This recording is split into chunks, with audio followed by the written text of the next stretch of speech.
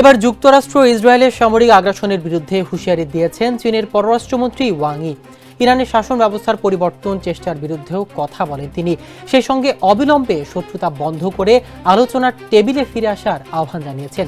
৮ March বেইজিংয়ে এক সংবাদ সম্মেলনে ওয়াং ই বলেন, সামরিক শক্তি ব্যবহার করে বর্তমান সংকটের কখনোই সমাধান হবে না। সংঘাতের বদলে কূটনৈতিক পন্থায় সংকট উত্তরণের উপর জোর দেন। তিনি আরও বলেন, বিশ্ব আবারও জোর যার মূল্যোক্তার এমন শাসনে ফিরে যেতে পারে না। চীনের পররাষ্ট্রমন্ত্রী আরও বলেছেন, স্যান্ডেলিনা সো রূপচর্চায় আভিজাত্য। ইরান সহ সব দেশের সার্বভৌমত্বের প্রতি সম্মান দেখাতে হবে এবং মধ্যপ্রাচ্যে সামরিক অভিযান অবিলম্বে বন্ধ করতে হবে, যাতে সংঘাত আরও না বাড়ে এবং অন্য অঞ্চলে ছড়িয়ে না পড়ে। তিনি বলেন, এটি এমন একটি যুদ্ধ যা কখনোই হওয়া উচিত ছিল না এবং এই যুদ্ধ কারো কোনো উপকার করছে না। শক্তি কোনো সমাধান দেয় না। সশস্ত্র সংঘাত কেবল ঘৃণা বাড়ায় এবং নতুন সংকট তৈরি করে।